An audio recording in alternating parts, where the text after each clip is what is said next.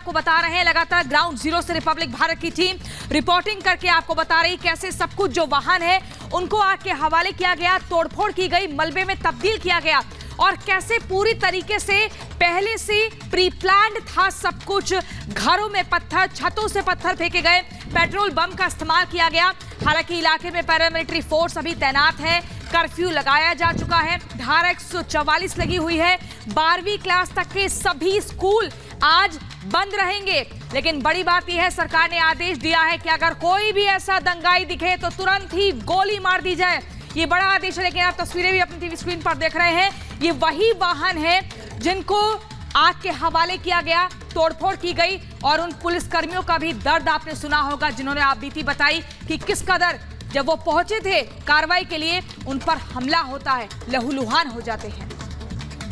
तो अब यानी आरोपियों की गिरफ्तारी भी होनी शुरू हो गई है। फिलहाल आपकी टीवी स्क्रीन पर 6 तस्वीरें हम आपको दिखा रहे हैं। ये 6 तस्वीरें बयां कर रही हैं बीते दिन की कहानी, वो बीते दिन की खौफनाक कहानी जिसकी वजह से पूरे इलाके में सिर्फ और सिर्फ तहस नहस ही सब कुछ नजर आ रहा है।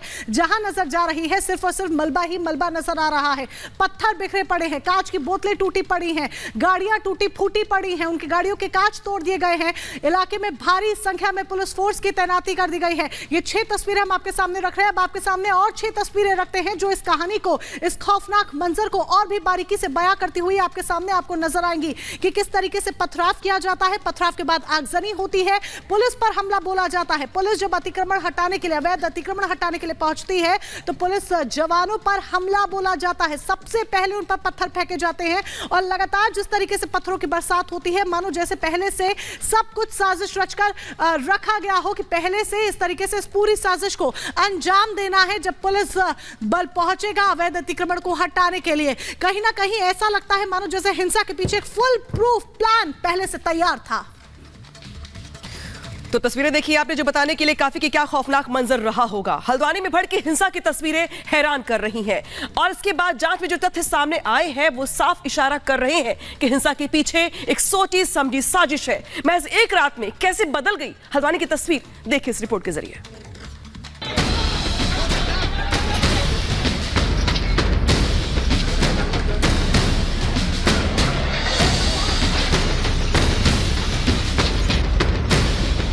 हिंसा की आग में जला हल्द्वानी। हल्द्वानी में हर तरफ बर्बादी की तस्वीरें। हिंसा की चिंगारी हल्द्वानी में किसने भड़काई? गुरुवार का दिन हल्द्वानी पर बेहद भारी पड़ा। पत्थरबाजी से शुरू हुआ बवाल गुरुवार शाम देखते ही देखते यहां ऐसा रंग ले गया कि शहर का जर्रा जर्रा दंगाइयों की चपेट में आकर बिलबिला उठा। पूरे शहर को खाक कर देने पर उतारू दंगाइयों ने यहां इतनी तबाही मचाई कि शहर के कई हिस्से तबाही और बर्बादी के ढेर में तब्दील हो गए। दंगाइयों के सामने दुकान, मकान, गाड़ी जो भी आया उसे आग के हवाले कर दिया गया। उपद्रवियों के सर पर किस कदर खून सवार था, तबाही के तूफान वाली रात के गुजर जाने के बाद वहां से आई इन तस्वीरों को देखकर अंदाजा लगाया जा सकता है। पूरे शहर को खाक कर देने पर उतारू दंगाइयों ने पुलिस और थानों को भी नहीं बख्शा। खून खराबे पर उतारू उपद्रवियों ने उन्हें रोकने की कोशिश कर रहे पुलिसकर्मियों और थाने को भी निशाना बनाया। वो थाने में घुस आए और थाने को घेर कर वहां खड़े कई वाहनों को आग के हवाले कर दिया। दंगाइयों के सर पर इस कदर खून सवार था कि वो पुलिसकर्मियों को भी जान से मारने पर उतर आए थे। बहुत बच के आए, बहुत। एक घर के अंदर पथराव हुए, एक घर के अंदर घुस गए हम लोग। अंदर घुसे हम कम से कम 15-20 लोग घुसे थे। उसके बाद बाहर से जो है फिर उन्होंने आग लगाने की कोशिश करी, पथराव करे, सब कुछ करा उन्होंने। बड़ी मुश्किल से जान बचा के आए हम लोग। फिर हमारा फोर्स, काफ़ी देर बाद हमारा फोर्स आया, फिर निकल गया। जो पत्थर लगे ऊपर से इधर उधर से, बहुत बहुत बहुत कंडीशन खराब, बहुत ज़्यादा। चारों तरफ से गलियाँ भी घेर ली थी, छतों से भी आ रहे थे, बहुत लगी, बहुत ज़्यादा। फिर वहाँ से हम लोगों ने फ़ोन करा, इधर उधर फ़ोन करा, लोकेशन भेजी। वो लोग, उस जिस आदमी ने हम लोगों को बचाया उसको भी गालियाँ करी उन लोगों ने, उनके मकान तोड़ दिए, उनके दरवाजे तोड़े उसने। पुलिस के मुताबिक हल्द्वानी में भड़की ये हिंसा वहां अतिक्रमण के खिलाफ कार्रवाई का नतीजा है, जिसमें पहले दंगाइयों ने बन भूलपुरा में नगर निगम की टीम, पुलिसकर्मी और पत्रकारों पर जमकर पथराव करना शुरू किया, जिसकी चपेट में आकर वहां कार्रवाई करने गए एसडीएम समेत कई पुलिसकर्मी और नगर निगम के कर्मचारी जख्मी हो गए। गुरुवार शाम वहां हालात इतने बदतर हो गए थे कि पुलिसकर्मियों को भी छिपकर जान बचानी पड़ी। वो तो गनीमत रही कि दंगा भड़कने की खबर मिलते ही कई थाने की पुलिस मौके पर पहुंच गई, जिसके बाद जख्मी पुलिसकर्मियों और नगर निगम के कर्मचारियों को वहां से निकाला जा सका। लेकिन ये तो दंगे की शुरुआत भर थी। देखते ही देखते हिंसा की लपटें पूरे हल्द्वानी शहर में फैल गईं और उपद्रवियों ने पूरे शहर को अपने निशाने पर लेना शुरू कर दिया। इस गली से आ रहा है, कोई उस गली से पत्थर मार रहा है, बड़ी मुश्किल से एक गली में रोके तो कोई पीछे साइड से आ रहा था। चारों तरफ से हमने घेर लिया वहाँ, और बहुत सारी गाड़ियाँ जाएगी, बाइकें जाएगी रास्ते में। और अभी जब मैं लास्ट में निकल रहे थे हम वहाँ से, तो जो लास्ट में जो लोग पीछे कर रहे थे ना, उन लोगों ने कट्टे भी निकाल लगे थे, तो गोलियाँ भी मार रहे थे वहाँ से। उन लोगों के पास बंदूकें भी हैं यहाँ, और लगी बहुत लोगों को, लेकिन किसका सर फूटा है, किसका नाक फूटा है। फिलहाल गुरुवार शाम से शुरू हुआ हिंसा का सिलसिला भारी पुलिस बंदोबस्ती के बाद थमा है। प्रशासन की तरफ से पूरे हल्द्वानी में कर्फ्यू लगा दिया गया है। किसी भी तरह की हिंसा की घटना को रोकने के लिए दंगाइयों को देखते ही गोली मारने के आदेश जारी कर दिए गए हैं।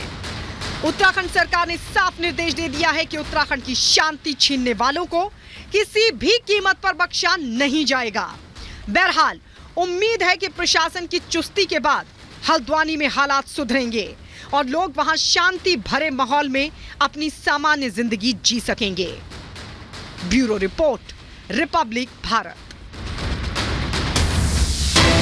और इस बीच अगली बड़ी खबर आपको बता दें, हल्द्वानी हिंसा पर डीएम का दावा, हिंसा के लिए पत्थर जमा किए गए थे। घरों की छतों पर जमा किए गए पत्थर, पुलिस को जिंदा जलाने की कोशिश की गई, थाने से हथियार लूटने की भी कोशिश की गई, पुलिस को बंधक बनाने की कोशिश की गई। ये बड़ी खबर आपको बता रहे हैं। डीएम ने, इससे पहले आपने देखा वंदना सिंह ने, जो कि नैनीताल की डीएम है, जिलाधिकारी है, उन्होंने प्रेस कॉन्फ्रेंस कर बताया कि हिंसा के लिए पत्थर पहले से ही जमा किए हुए थे।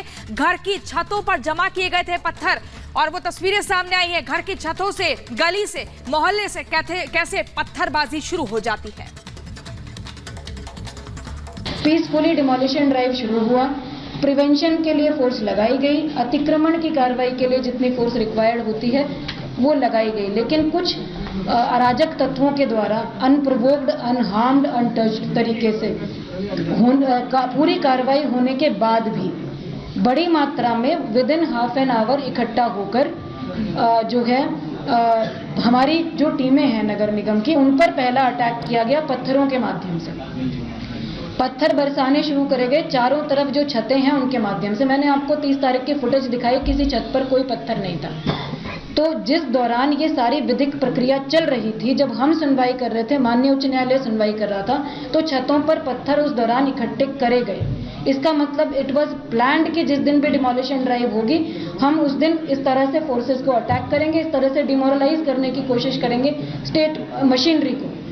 तो पत्थरों का अटैक हुआ जब हमारी टीम पीछे नहीं हटी, हमने डिमोलिशन ड्राइव को जारी रखा, हमारे ऑफिसर्स ने।